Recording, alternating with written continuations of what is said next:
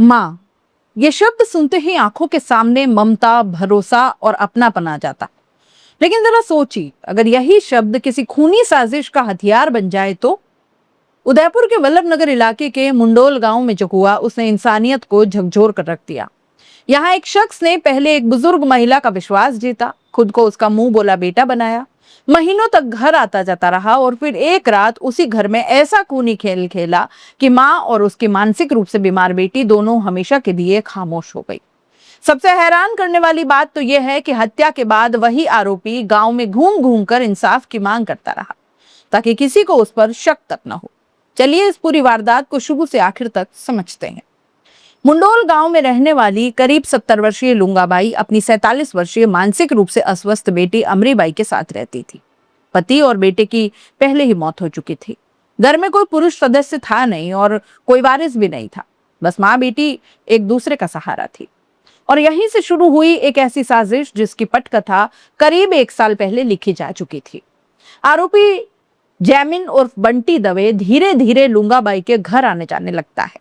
उसने खुद को उनका धर्म का बेटा बताया। बुजुर्ग महिला ने भी उसे बेटे जैसा मान लिया। गांव वालों को भी सब कुछ सामान्य लगा, लेकिन जैमिन के मन में ममता नहीं बल्कि करोड़ों की लालच पल रही थी। उसे पता था कि इस परिवार का कोई वारिस नहीं है। अगर किसी तरह संपत्ति उसके नाम हो जाए तो उसकी आर्थिक परेशानियां खत्म हो सकती है।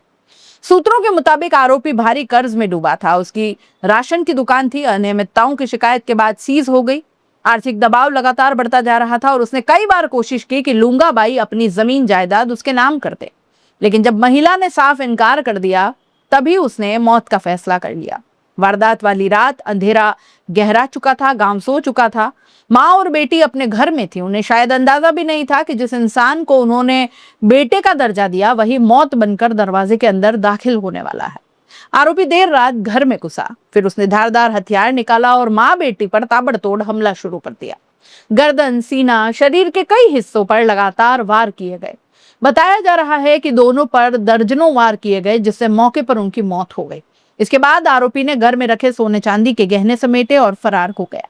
अगली सुबह जब गोद लिए बेटे नानालाल गायरी घर पहुंचे तो बाहर से दरवाजा बंद मिला। कई बार आवाज लगाने के बाद भी कोई जवाब नहीं आया। तब उन्होंने पड़ोसी के मकान की छत पर चढ़कर अंदर झांका और जो नजारा देखा, उसे देखकर उनके पैरों तले जमीन खिसक गई। लुंगाबाई चारपाई पर खून से लथपथ पड़ी थी। दरवाजा खोलकर अंदर पहुंचे तो अमरीबाई की लाश मुख्य गेट के पास पड़ी मिली। पूरा घर खून से लाल था। सूचना मिली तो पुलिस मौके पर पहुंची। FSL team, dog squad, mobile forensic unit और साइबर एक्सपर्ट्स को भी बुलाया गया। हर खून के धब्बे, हर निशान, हर सबूत को बारीकी से जुटाया गया।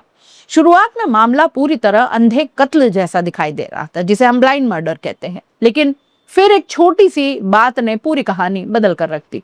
पुलिस ने देखा कि जैमिन दवे लगातार गांव में मौजूद है। वो हर किसी से घटना की जानकारी ले रहा है, लोगों के सामने दुख जता रहा है और सबसे आगे खड़े होकर माँ बेटी के लिए न्याय की मांग कर रहा है।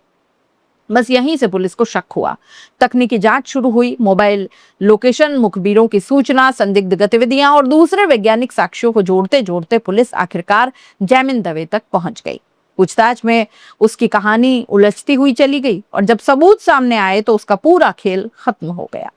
पुलिस ने उसे गिरफ्तार कर लिया। पूछताछ में सामने आया कि वो आर्थिक तंगी और कर्ज में डूबा था, परेशान था।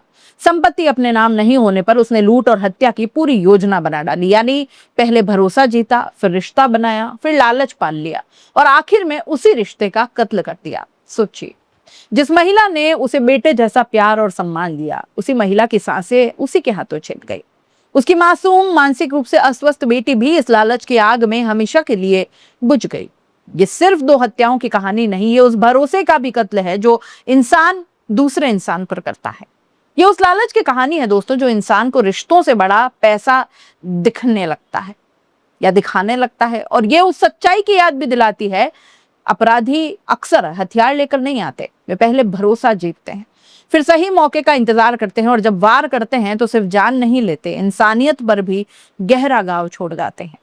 आप इस पूरे मामले को कैसे देखते हैं? अपनी राय कमेंट बॉक्स में लिख दीजिए। जाते जाते चैनल को लाइक, शेयर और सब्सक्राइब जरूर कीजिएगा। नमस्कार।